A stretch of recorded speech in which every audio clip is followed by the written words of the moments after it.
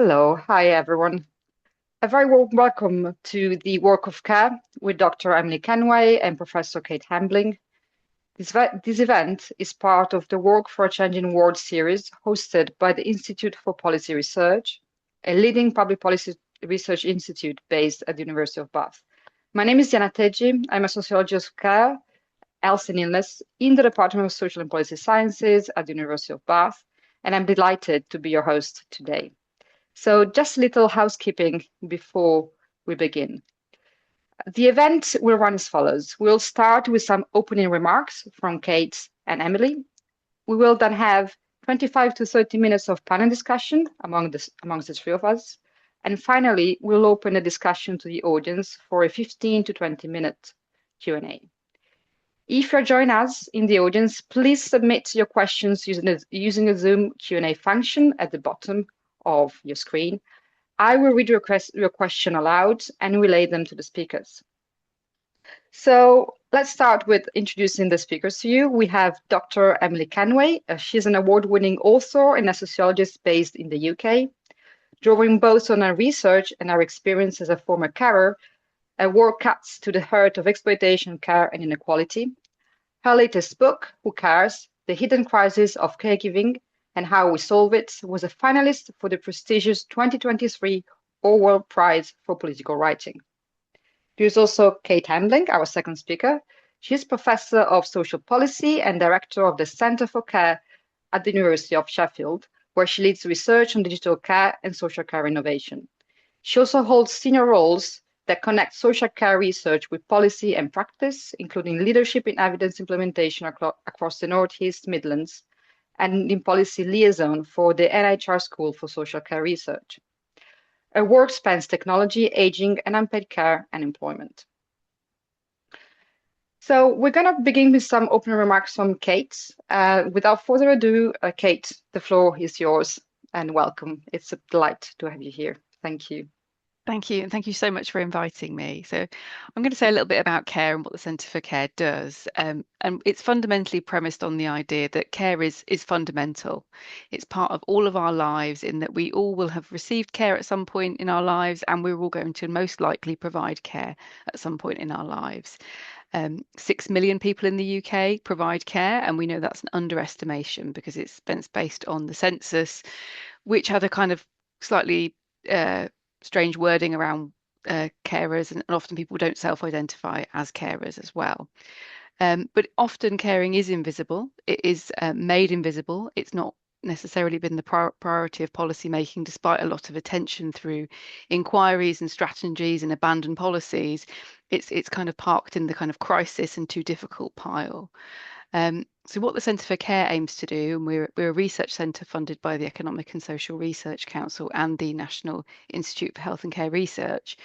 We work with partners from policy and practice, but also people with lived experience to produce really robust but really relevant research that aims to support change to enhance the lives of both people receiving care, but also people providing care, both the paid workforce and also unpaid carers.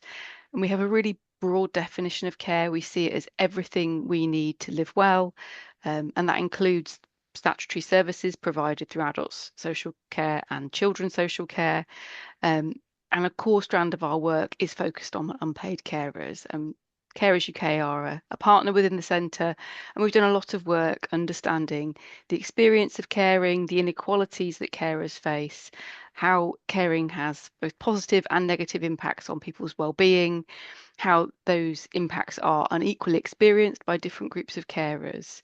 And one of the things we've done is to kind of put a value on unpaid caring for the UK economy. So our work indicates that £184.3 billion a year is the cost of caring provided by unpaid carers, which is the same value as the NHS, has increased by almost a third in the past decade, and is 4 times more than what is spent on adult social care across the 4 UK nations. So it's an enormous amount of care, and we know it's an underestimation because it's based on census data, which again doesn't capture every single carer.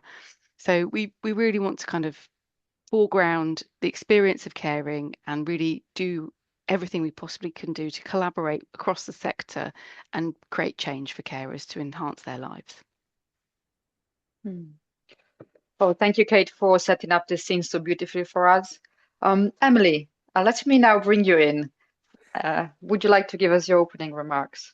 Thanks so much, and thank you for having me here. It's a real pleasure to hear more about the work that Kate's doing at the centre as well. Um, so, I want to draw people's attention to a particular flaw in the way that care is being thought about today in kind of political and policy making spaces. And when you have been or are a carer, it's a really infuriating flaw that we need to get much better at understanding and articulating.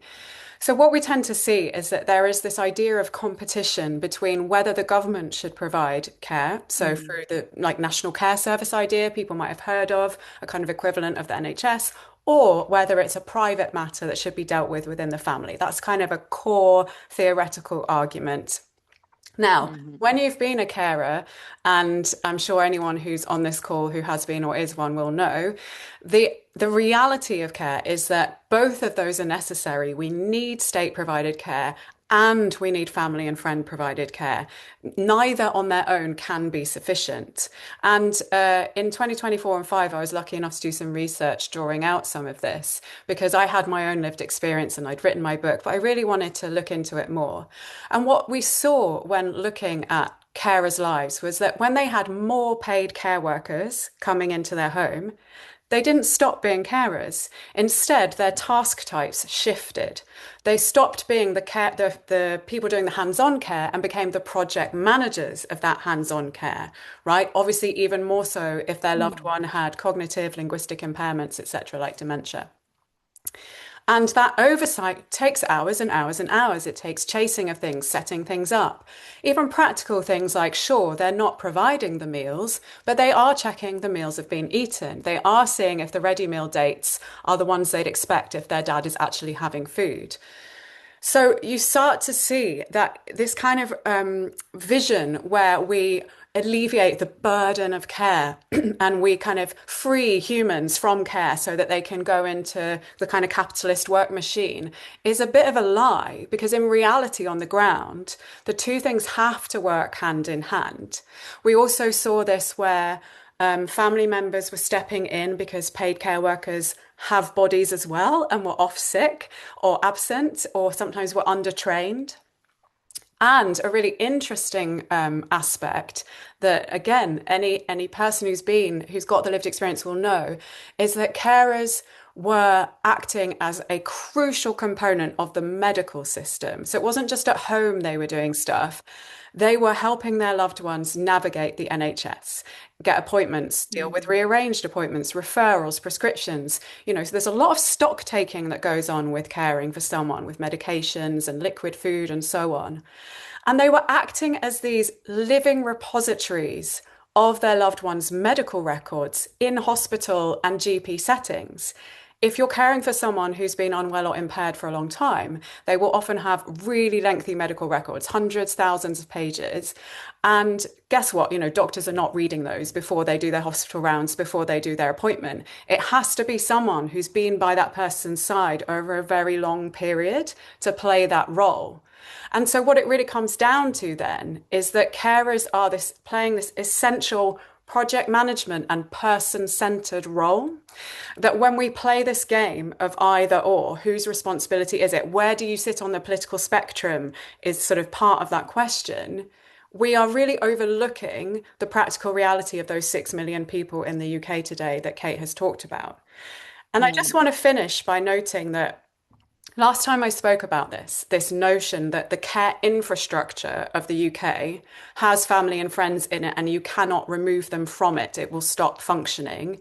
And we need better social care from government. Last time I spoke about this in a kind of similar event with lots of policymakers, somebody in the Q&A said, well, I understand what you're saying. You think carers are essential to care infrastructure, but what is the risk of talking about that? Because the idea was it's a risk because if we acknowledge the role of carers, we reduce the political power for a national care service, right? Like it's a zero-sum game. And Mm. when she said that to me, it's actually the last time I did an event on care. It's almost a year ago because my heart broke in that moment. Because what I could hear in my mind was one of the 80-year-old carers. I know several carers in their 80s who I know very well and who frequently tells me that she's thinking when her health declines, when it's coming to be her time, she should take her son with her because she doesn't have any faith in the system that we have. That's the extremity that's happening in our neighbourhoods. What is the risk of not talking about that reality? Thank you. Thank you, Emily. So rich and so much to unpack. You know, from the tiny details of the care records, which actually resonated a lot because I'm working on trying to develop a project about digitalizing the care records and you know, real-time sharing of the records. And actually, I never thought that we already have real-time sharing of the records through the carers, because I mean, all that work is already been done by humans, yeah. Um, and often that you know, creates a lot of relational issues with the doctors about authority. So who has the authority to make a decision based on which information? Yeah. But so yeah, both of you really highlighted, yeah, how much social care depends on labor that is often hidden, under-recognized, and taken for granted. I like to keep with this theme for the first question I have, and ask you to just highlight in a few words in your mind, who are the people who are being failed the most by the system, and who is asked to absorb the work of these system failures.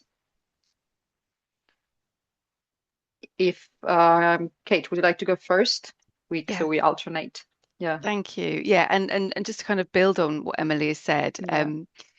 absolutely the carers are kind of providing all this really core infrastructure, and often that's either unseen or it's unacknowledged as a really Mm. core function. So colleagues in the Centre for Care, Catherine Needham and Emily Byrne, have developed the idea of a care ecosystem. And like an Mm-hmm. ecosystem in nature, there are parts of the ecosystem that are highly visible and above the soil line, but then there's all this other stuff that's invisible but integral to the ecosystem flourishing or being depleted.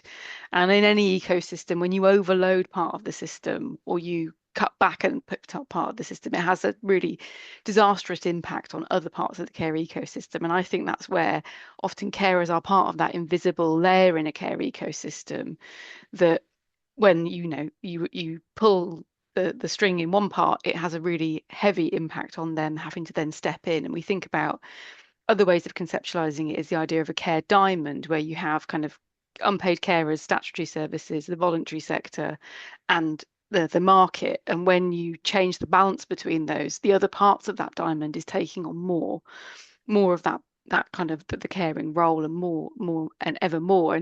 And the idea that we need to kind of think about the way these things are balanced within our care ecosystem. We also need to think about the kind of adjoining policy Mm. ecosystems that have an impact on our care ecosystem. So, for example, changes in the immigration policy, what does that mean for the Mm. care ecosystem?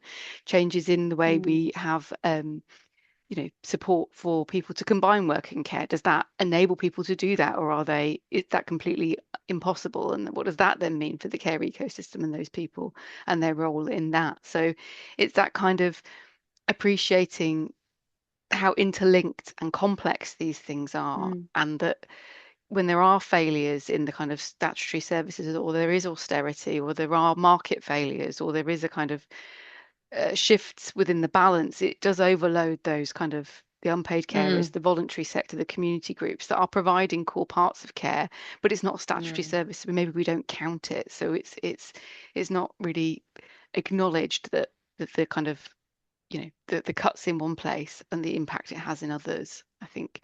And ultimately the people it really affects are the people being cared for as well, that they're not getting the care that they need, they're not getting it in a timely way, they're not getting it with the choice and control they should have, it's not enhancing their well-being. So it all kind of is interlinked and interconnected like a care ecosystem, is what I would say. Yeah, yeah, that makes total sense to me. And Emily, I think that when I look at your work, you also bring in the an idea of choice of the carers on top of the complexity, right? Whether they want actually not just if they can, but also if they want to provide that care. That is, how do you feel when you're sharing that notion? How do Mm, people receive it? Yeah, well, I'll say that I think when we talk about kind of who is the system failing the most, I think it's failing all three stakeholders, Hmm. failing carers, it's failing paid care workers who have awful conditions, and it's failing care receivers as well, as Kate says. And this question of choice is one I find fascinating for how unsayable it is. And not just about carers. And I should, to be clear, I was very glad that I could provide care for my mother, which is who it was. But of course, there are many people for whom there is no kind of element of choice and they're caring for someone with whom they have a very fractious relationship as well, which is really not talked about much at all. The area that I find fascinating with choice and preference that is I've had to fight to get into some published Mm. things is about care receivers. Now, one of the things that carers deal with a lot is their loved one refusing paid care workers. It's a very uncomfortable topic for people. However, if we're talking about policy making that's going to create, a national care service, whatever, a lot more social care, if a substantial proportion of people who need care are going to refuse those paid care workers, what are we doing? And so I find it kind of fascinating and frustrating that we are not allowed to talk about this. And to be clear, some of this is sometimes really unacceptable. Okay, it is about racism sometimes against care workers of color, for example. That does come up. I've seen it in my research. But a lot of it is not. It's about the reality of being a vulnerable, often older adult with potentially cognitive impairments and having a roster of strangers coming in and out of your house and what that feels like.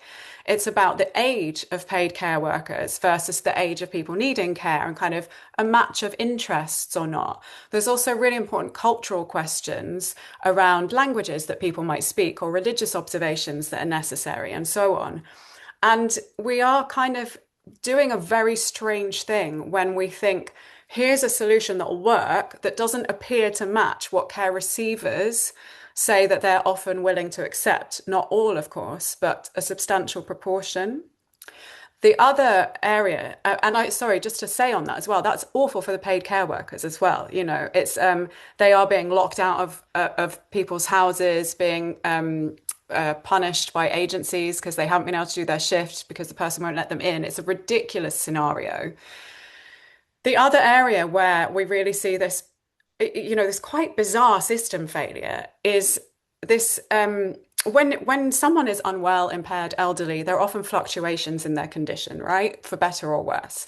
Different medications, side effects, hospitalization, a better period, whatever it is. And that fluctuation, plus the fluctuation of paid care workers when they're off sick, those kinds of things happen, is not built into the system anywhere. You have a planned service providing shifts going in, we're talking about home care going into people's homes, and then you have an extremely unpredictable, volatile medical need. There is a kind of continual single point of failure often. There is one care worker who, if they're not going to that house, there's no one else to go in their place. Or there is one family member who, if they're sick, doesn't get to be sick, right? One of the much older carers I know that I mentioned earlier slipped and hit her head a couple of years ago very badly and got a bleed on her brain. And the ambulance had to take her disabled son to hospital with them because she was the single point of failure for his care because there was no system around him. So we're kind of building this system that when you've lived in that space bears no resemblance to a lot of its reality. And it's a really strange disconnect to experience when you're kind of going into policy spaces and you're like, they're not going to let them in, but cool. Or, these kinds of things just aren't being talked about properly. Yeah, yeah. And as you were speaking, I could really feel almost physically the distance between this debate. Oh, should the state or families take care of people needing care? And then the lived realities of the relationships that go with care. Yeah. And the cultural assumptions that we make Yeah. that, of course, you must accept care by a relative if they want to give even that. The relative wants to give it, the friend, the person close to you, they want to give it, but also do you want to accept it? Yeah. There is no given, yeah. And family relationships are very strained sometimes, yeah. But we do because of this political need of rationing resources, and not wanting to look at it like we something that is obviously very personal, we pretend that it's not. Yeah, it should just work as a by as a policy, as almost a benefit recipient. Yeah. Kate, do you want to come in on Yeah, this again, or I was just going to reflect, the idea of choice and rights in this space are incredibly relational, right? So we have the yeah, Care Act in England, which is there to, and well-being is there as a fundamental principle, well-being for people receiving care, but also it's, an act that includes well-being for carers. And the right to choose not to care is in there. The right to have your own as a carer interests, whether you want to work, all of those things should be considered in the carer's assessment, and it should never be assumed that you want to care. But in reality, it's a very different picture. And even in the care workforce, rights again are relational. The right of the person to be cared for in the way they want to be cared for, the right of the care worker to be able to use a hoist, for example. The person might not want them to use a hoist, but they, whose rights are superseded in these scenarios. And mm, this is where it is relational and complicated, because there are trade-offs that are being made, aren't mm, there? And, mm, and there are, and I think some of them around unpaid carers are underpinned by assumptions that people will want to care, and they will, and maybe there aren't these conversations where people are kind of able to have the honest reflection about not maybe not caring at all, but the kinds of care they want to do versus what they don't want to do, and how that marries up with the person receiving care, because they may want them to do different things ultimately. yeah, yeah. Wow. Yeah, because so my background is death and dying palliative care. Yeah. And in my context, the language of choice saturates the political landscape.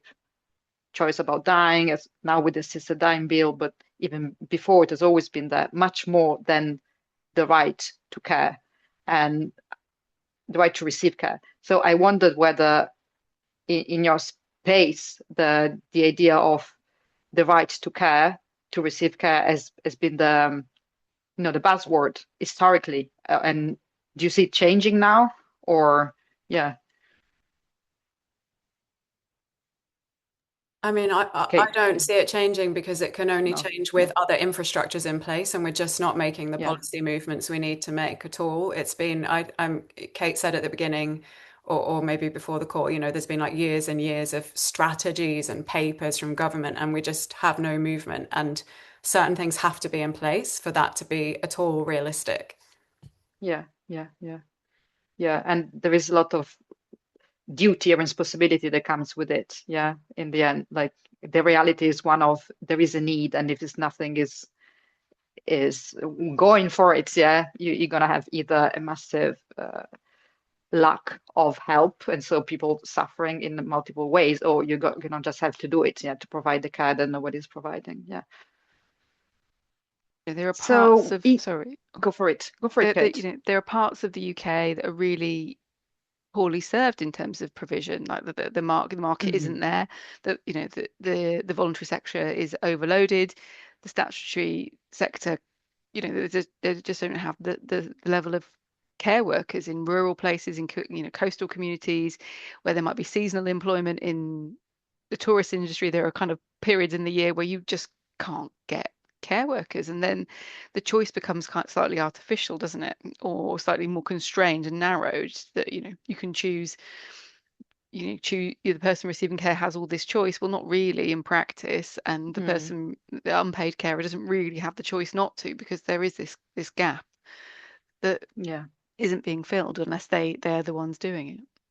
Yeah. Also, what is choice when there are no options to choose from? Yeah. So in keeping with these pressures, yeah, on the care sector. So Kate, your work asks hard questions about digital care. And Emily, you show how much unpaid care is already happened behind the scenes, and you repeated it throughout. So I wonder how we should think then about this new, well, it's not new, but it has been coming on since the 2000s, the idea of technology in social care. Yeah. And so how we should think about this technology. Is that a support for care? Is that a burden? Or is that both? And who would like to go first?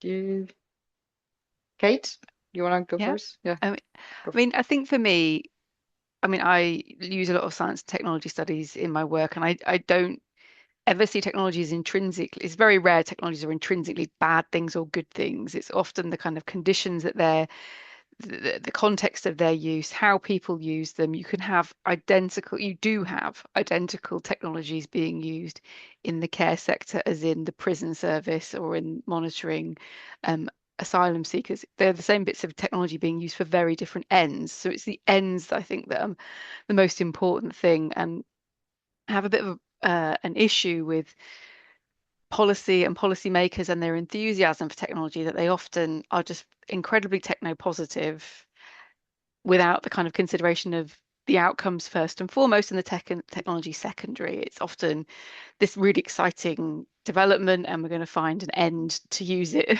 for secondary, and that's where I think you see that mismatch, and you see that kind of when it's then being rolled out or used in practice, you see all those frictions and problems and the burdens then on the care workforce and unpaid carers to essentially care for the technology. The amount of times I've seen care workers and unpaid carers having some of the labour of care shifted, but ultimately they're now having to look after something else. They're having to look after a device, ensure it's plugged in, ensure it's updated, ensure it's still working, managing all the data that's coming out of it often, and then doing something with that data and acting on it. So these things, I think in my experience, are rarely labour saving. They just shift labour around and create new labour for people. That's not to say that's true for all technologies. I've seen some really creative uses of things to help both professional carers and unpaid carers and people receiving care and support.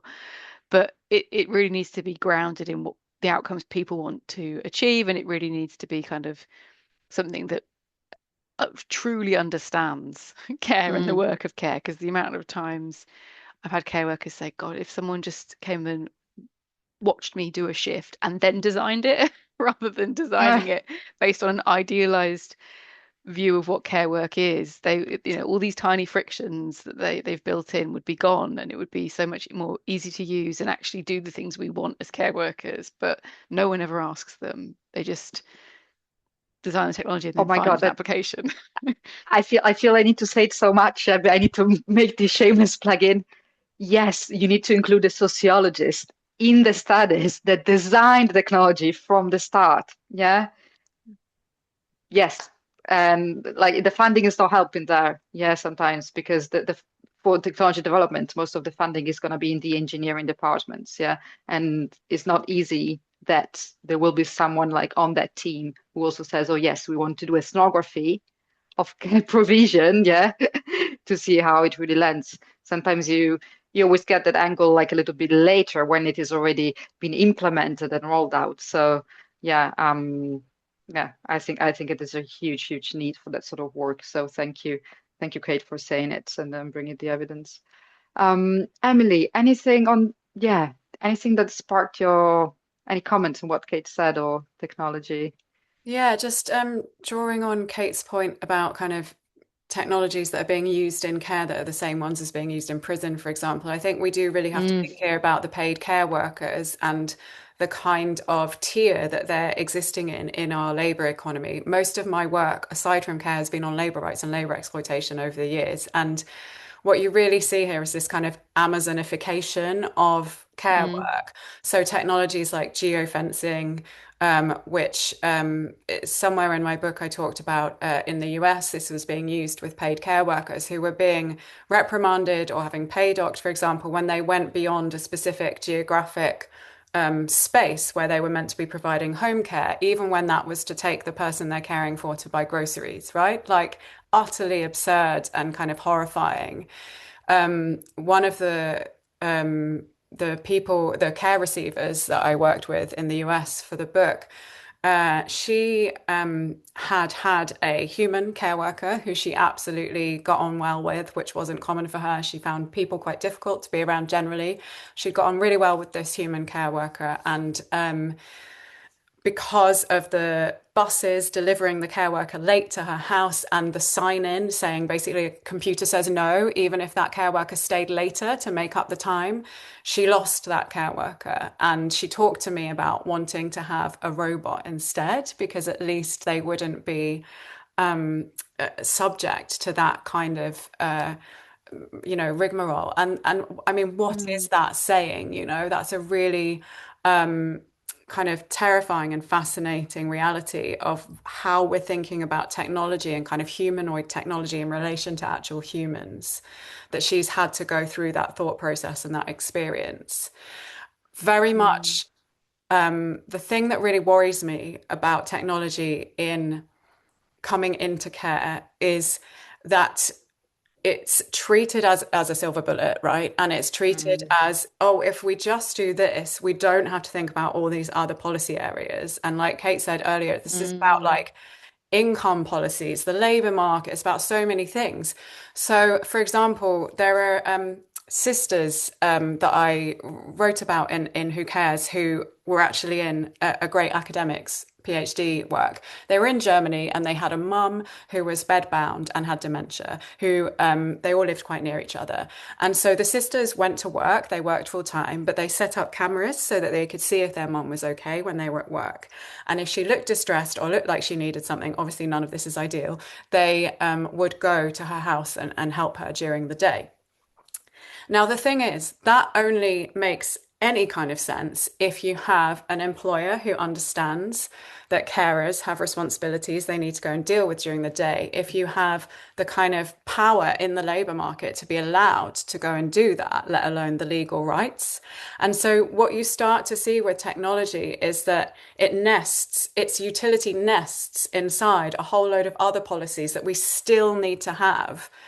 And I often see people using it as, oh, if we could just get the technology right, we could stop talking about everything else. It's kind of like a stock question that will come up in events towards the end. Someone will say, like, do you think technology can solve this?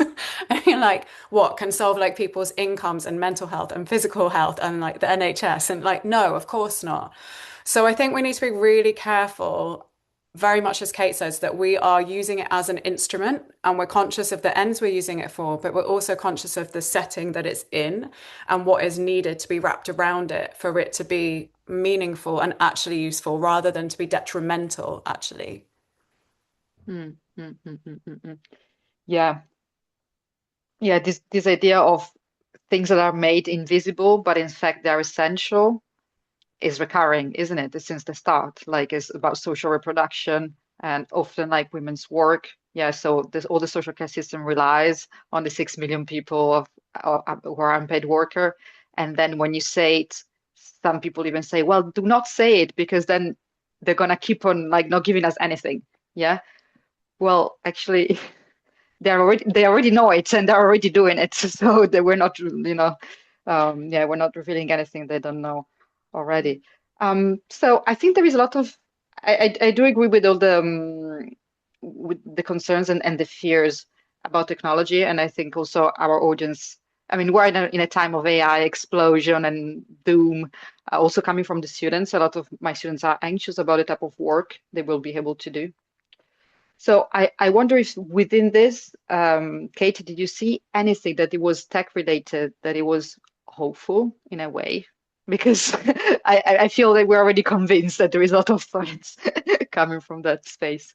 Oh yeah, there's definite hope, and there's definitely, really wonderful stories of people using things incredibly creative, but having choice, being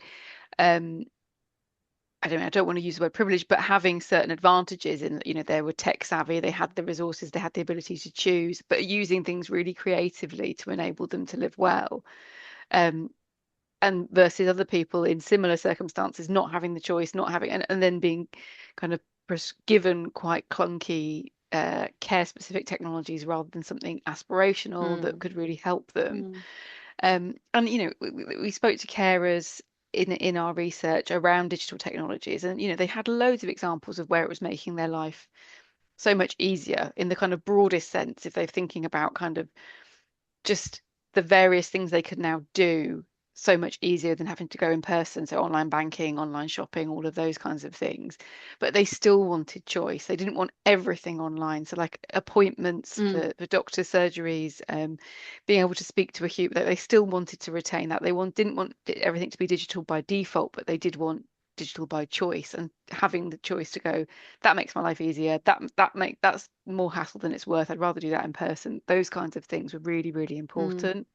And also acknowledging that, there are huge numbers of people in this country who are in digital poverty. The idea that, you know, analog to digital is one of the shifts within the NHS 10-year plan. Well, there are parts of the UK where that is really, really difficult because there isn't the infrastructure, there isn't the 5G or 4G networks, there isn't the broadband connectivity. There are people who simply cannot afford the devices and to keep them updated and to, because they are incredibly quickly obsolete, to do all of that, to have that kind of be engaged.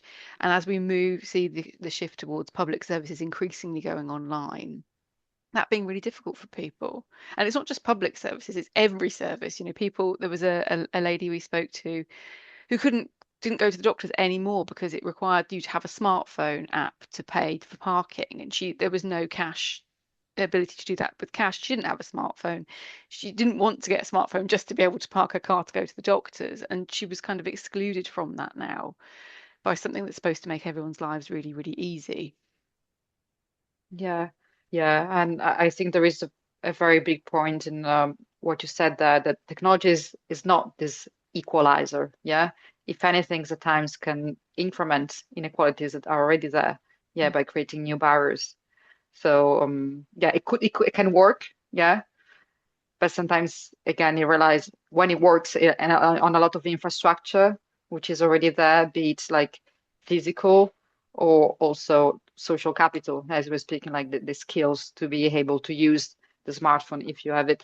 So yeah, I think is a very important point about inequalities which are widening in health. The Marmot Review, how many times like it's been published and republished, but yeah, we need to get people to listen.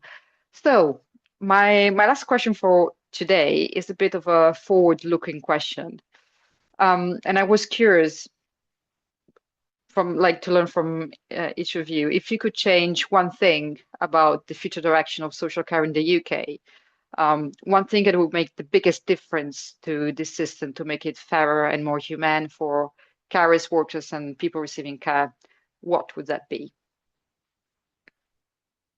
Emily, would you like to go first with this one? Sure, thanks. I'm gonna be sneaky and do two because one is kind of Yes, tricky. go for it.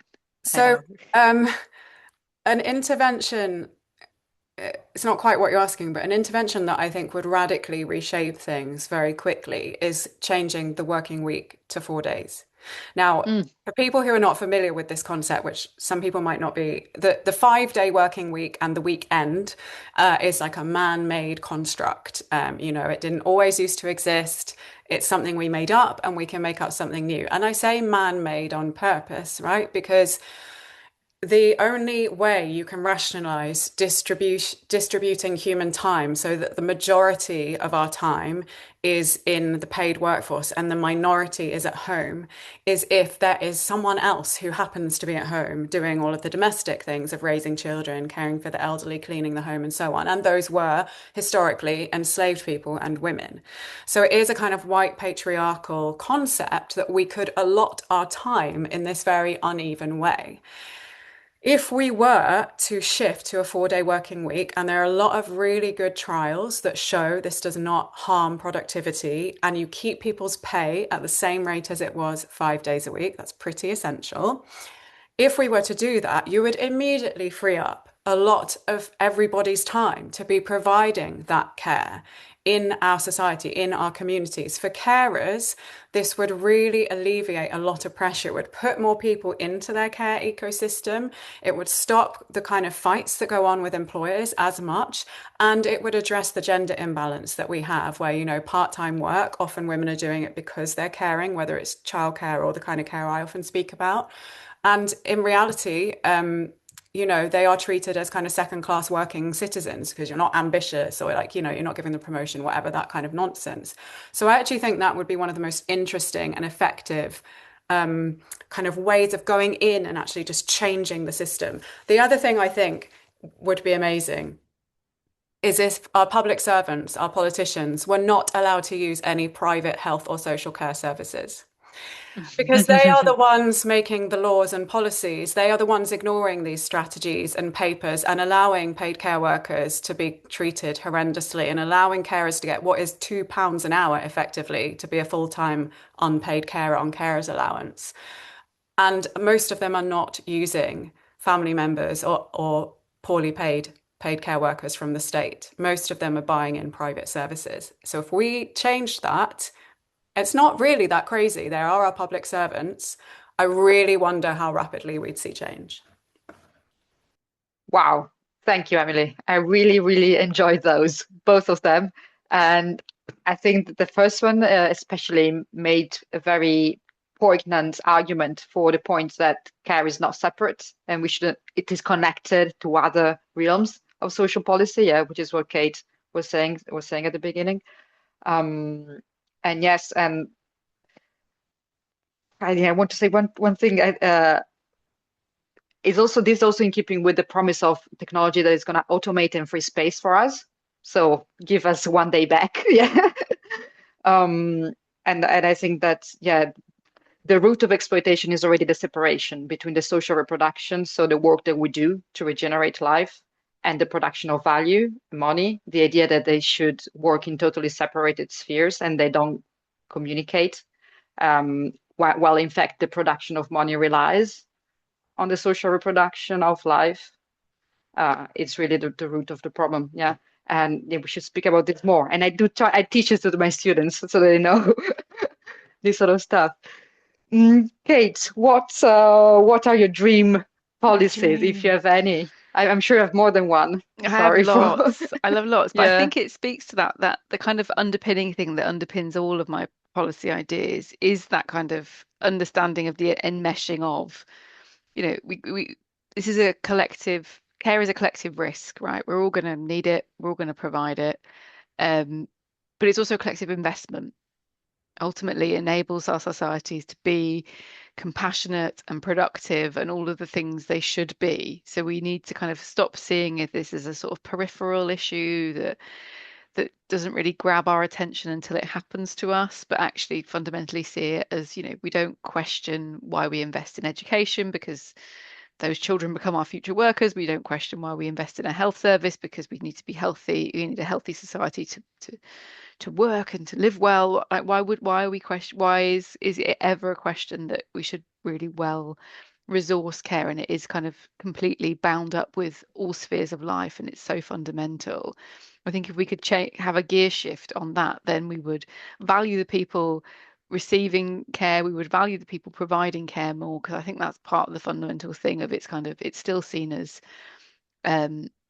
dirty women's work, it's for women to do. It's not valued as skilled. I mean, the amount of conversations I have often with people who are making policy decisions about the fact that care work is low skilled, and I think, please go and do a shift and try and persuade, do some of the things, and the increasingly medicalized work of care work, right? If you think about what care work is now versus what it was 10, 15 years ago, and the kind of tasks people are doing, they are medical tasks. They are highly skilled people. We need to value that, and we value it by also valuing the people they care for, right? And not kind of seeing. And I think maybe it boils down to the idea of who's productive and who's not productive, and we don't value people that we class as not productive. Therefore, we don't value the people that care for those people, and it spills out from there. But a compassionate society values all, right? And that's what we probably need to.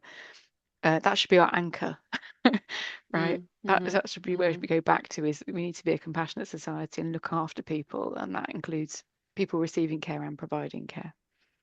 Yeah, there is something profoundly a bit eugenics, eugenetic, in this idea that we value less the lives of some people because they have certain disabilities. It's always lurking in the background. So I think you had enough of me and of me using my chair privileges to interact with our speakers. So I'm opening it to the audience now. I'm going to relate questions that we have in the chat. I'm going to start with a question from Maddie. Maddie's asking, you talk about how little has changed over years and years. So do you think this low pace will always continue, or is there something that could be done to accelerate change to a better care system? Emily, do you want to go first? So one of the things I think could accelerate change is the shift in the demographic that we're already in, but this ever increasing old age dependency ratio, which means you have more and more older people and fewer younger people as the birth rate drops, combined with people living longer but often sicker. And as that kind of ramps up even more, it's going to become harder and harder to overlook essentially this kind of fundamental condition of what the UK will be. And it will become harder to overlook from a GDP perspective because of the number of people who are going to be out of the workforce due to needing to provide care. So unfortunately, I wish that we could ramp up change by, kind of screaming about the suffering people are experiencing. But I think it's going to be some of those macro trends that then start to worry governments on an economic scale that really ramp it up. I will personally say, I don't believe we should be waiting for government. And it's kind of one of the main things I talk about in Who Cares is what we can do now. Things like mutual aid structures, being more imaginative about families and so on, because we've been waiting for government for quite a long time. And, when care comes to your front door, you can't wait anymore. And so I do think obviously government holds a lot of power, but we have to kind of reclaim some of that power ourselves and be more Mm, creative and mm, inventive in our lives. mm, mm. Yeah, I think that this is coming more and more prominent for a lot of people, I hope, because yeah, that we have been asking for a long time, and now perhaps we can start doing something ourselves, which of course is difficult. Yeah, I realize it needs a lot of strength. Kate, Yeah, any I mean, comments? I think Emily's right, but I am holding hope for the Casey Commission and hoping that this might be the one that delivers that kind of that vision. And having heard uh, her recent speech at the Nuffield, it looks like it is that kind of bigger picture, the understanding of how interconnected things are and how unacceptable the current state of affairs is, which is a driving force. So I've got hope there. I've also got hope in people, like Emily said. If you think about some of the other recent changes around that, in terms of the experience of carers, if you look at the carers allowance, overpayment scandal, the kind of the public outrage, that they're leading to a review and then hopefully change from that. So I think, we can see examples of where people do mobilize and kind of say this isn't acceptable, change does happen. So those things give me hope, but policy is slow, and the timescales of the Casey Commission are long term. But as Emily says, it's going to become unassailable at a certain point and unavoidable. So there is that kind of imperative. Mm, mm, mm. Okay, yeah, we have one comment. Yeah, thank you for this, Kate. We have one comment from a member of the public saying that sometimes the discussion feels very centered around aging and the elderly. Um, yeah, can you give examples of the scope of is it true where we're centering where we're speaking only about older people? Yeah, if I can just jump in there, it's one of Yeah. the things that I think is a real problem with this. It's very exclusionary for a lot of people. As a writer on care, you'll often get people trying to use images with your writing that's an old hand holding a young hand. It's like the stock concept. Now, my mum, who I cared for and who passed away in 2020, was not old, actually, and many of the carers I've worked with are carers for children who are under 18 with impairments, or it's their children who are now adults, right? But they're not necessarily older adults. And it seems to be that people collapse this concept into elder care and death care all the time. And in fact, what often we're talking about is somebody who's born with impairments or accrues them in younger life and is going to be alive for a very long time and needs to have person-centered care, which has implications for family carers. And it's really erased a lot of the time, as well as the kind of knock-on effects of not supporting that properly. So I've talked to a lot of siblings of people who have care requirements in childhood. And this kind of whole picture just gets really obscured.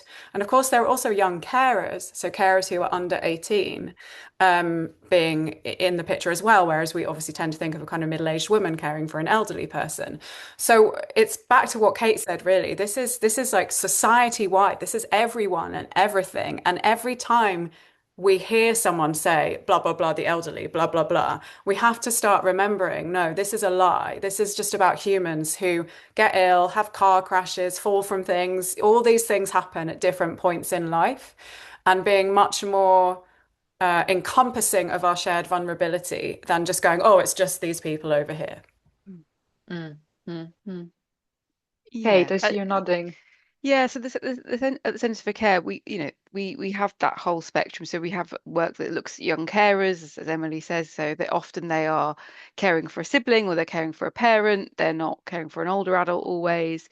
We've got work that is kind of explored through one of our PhD students, looking at the experience of being disabled and being a carer. A third of people inside we have an unpaid carer dashboard that looks at census data, and a third of, I think it's around a third of carers are also disabled at the same time. So this idea of a binary of carer and cared for, well, there's often co-caring relationships that we see as well, and it's not always older adults that are in that situation. And we also do work around kinship care. So that is often, not all exclusively, grandparents caring for children in situations where their parents can no longer look after them. So we have kind of caring across the life course in different directions, and not always one way. So often, co-caring is really important. Yeah, it's much more diverse and complex than just this idea of the elderly. Yeah. Thank you, Kate. Another question we have is an anonymous question. So, how can we make sure that policymakers understand and learn from people's lived experiences, in your opinion, Emily? I feel like Kate probably has really interesting thoughts on this, because a lot of my thought, if I'm honest, is just like we have to just all keep screaming, which is not that helpful, but it is what it feels like a lot of the time in these Yeah. spaces.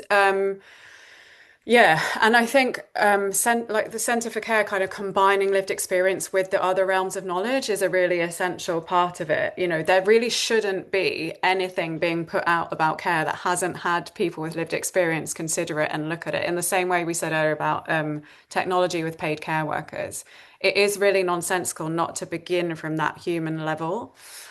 So yeah, I mean, we have to keep campaigning. We have to join campaigns. We have to be part of studies, and that's kind of the route that we have in. Of course, some of those policymakers will become carers themselves, and that is often the people where you do get a way in. I notice this a lot, or the journalists who decide it's interesting because their dad's sick. And so in a way, when you start getting people aging, you start getting a way in because they're more likely to be carers. I don't know, Kate, if you have thoughts on this No, one. I absolutely agree. And I think, whenever we do kind of policymaker focused events, we will always have kind of plenary from people with lived experience, because we can provide all of the academic evidence, but ultimately grounding it first, designing the kind of agenda with people with lived experience, and then giving them the floor to kind of really tell policymakers this is what it's like, is so powerful, and it's the thing that ultimately they go away and remember more than my academic work, to be honest. So I think it's giving, really giving the floor to people with lived experience to sort of put it to policymakers why this is such an important issue, I think is really, really important. Um, and as Emily says, it's a thing that really resonates. And I think it's interesting. Yeah, you're right about policymakers with lived experience and journalists. And when we did work with employers, the kind of most empathetic and successful employers had those high level champions who'd been a carer and then rolled out policies across their company because they got it. So it's kind of tapping into that where you can find it. Compulsory social care service instead of military service. Yes. Yeah, that could be an idea. A question from Sophie. Are there good examples from other countries of good social care systems, policies. Um, any Emily or No, Kate? yeah, Anyone? Kate, Yeah, Kate, go for it. Kate. Yes, we did some comparative work looking, we've got a particular interest in carers leave. So in this country, you can have emergency time off for dependents that's unpaid and a kind of unspecified amount of time, or you can have access unpaid carers leave 5 days through the Carers Leave Act. And the UK is quite far behind other countries. We're out of step in introducing that only in 2024, and also having unpaid carers leave. So when I'm looking at other countries, it's looking at what they offer in terms of paid carers leave, and as I say, we are very far behind, both in the duration of leave that we offer and in the fact that it's unpaid. And when we look at other countries, it's really fascinating. So like Japan has a short-term unpaid leave and has a much longer term, 93 days, um, paid carers leave. And when you look at the data, the unpaid leave has no positive impact on carers remaining in work. The paid carers Mm. leave does. But when you look at, I think if I said to a policymaker in this country, 93 days, they would go, or if I said to an Yeah. employer 93 days, they would, yeah. But if you look at how long people take, it's not 93 days. It's kind of a very No. small percentage of people are caring for 93 days. It's much likely to be shorter term, and there is an interesting gender difference. Men tend to take like less than a week. But it's all of these kinds of things. It's looking out and looking up and around what other countries are doing in the space of offering paid, and also what the cautionary tales out there. Germany offers paid leave, but SMEs are exempt, and that's where carers work. So that's this difficult kind of, these policies that are well-meaning, but then they bake in some inequalities in them. I think are really Mm. fascinating. So I would always advocate looking at international examples. I'll Yeah. just add, I think we have to also be like, yeah, I love what Kate's giving as examples because they're very practical and specific. Whereas I often see people doing kind of broad brush things like, oh, Scandinavia knows how to do it, is obviously something, or people who are more on the right of the political spectrum will talk about countries and cultures where they think women are happy to be at home doing all the domestic labor. And when you actually delve into those, it's not that there aren't loads of brilliant ideas from various Scandinavian countries we could implement. There are really interesting things going on in loads of countries, the Netherlands. But if you actually talk to family carers there, which I deliberately did in Who Cares, they will tell you that they're also doing that project management still to get those services. They're not just sitting around, having everything done for them. So there's not this kind of, there is no silver bullet anywhere, but there are really Mm. interesting like bronze shards. Hmm. And with regard to there is a real problem as well with the kind of racialized characterization of women from various countries. So I was very deliberately found some research for Who Cares. Very rare research where someone had gone and asked women in Taiwan, this was, who were caring for their mothers-in-law, which is a cultural tradition, how they actually felt about it. And they did feel a sense of honor because it is their culture. And they also talked very strongly about feeling like they were breaking, about immense suffering, exactly the kind of things that you hear from carers in the UK. So we have to make sure we're separating out different things and not making assumptions when we look at other countries as well. Yeah. Yeah, that's very important. Thank you, Emily. And yeah, Emily's book is in the chat for everyone who is interested. We have a last question from John Troyer, who is a colleague at the Center for Death and Society. And is asking whether you have any thoughts on caring for the carer after the person they've taken care for dies. Yeah. So bereavement support for the carer. Absolutely. Like this is something that we've heard about in our research, the idea that, and particularly because the financial costs of caring are so high, the moment you stop caring, the benefits you're entitled to stop, and that being quite a cliff edge that carers have to experience. There's a kind of financial support, but then there's obviously all the emotional support that carers then need to kind of completely shift their role and how they feel and interact, and all the complexities that come with that.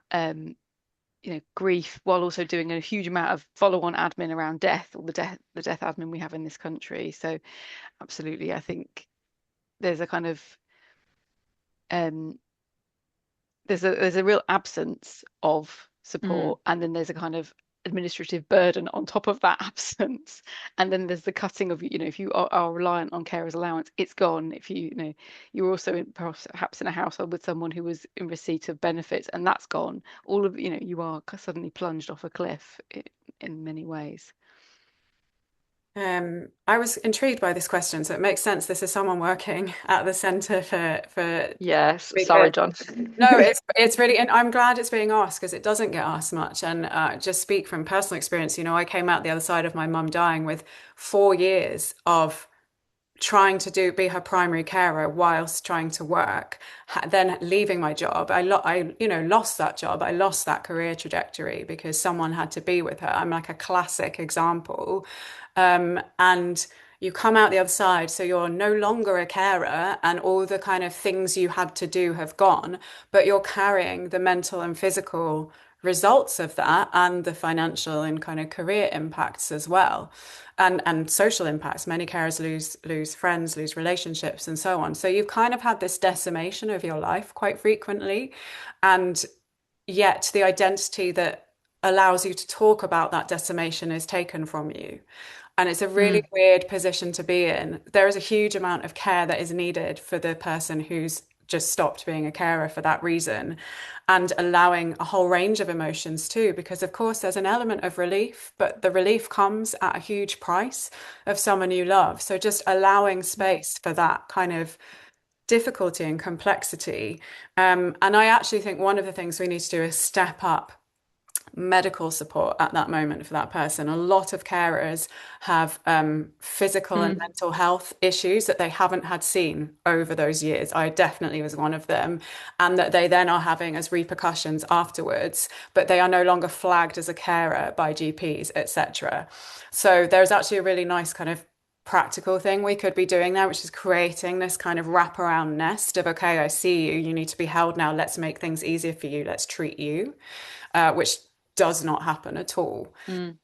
So yeah, thank you for asking that question. It is not asked enough at all.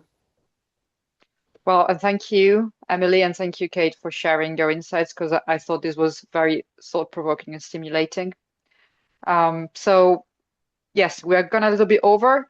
I hope to see you, members of the public, at the next event by the IPR. Please sign up for the newsletter, it's in the chat. And just finally join me in thanking Kate and Emily for this very, very, very interesting and engaging conversation. It was delightful to be here today. Thank you so much, Diana. Thank you, Kate. Yeah, thank you for having us. Thanks everyone for coming. Thank you. Thank you.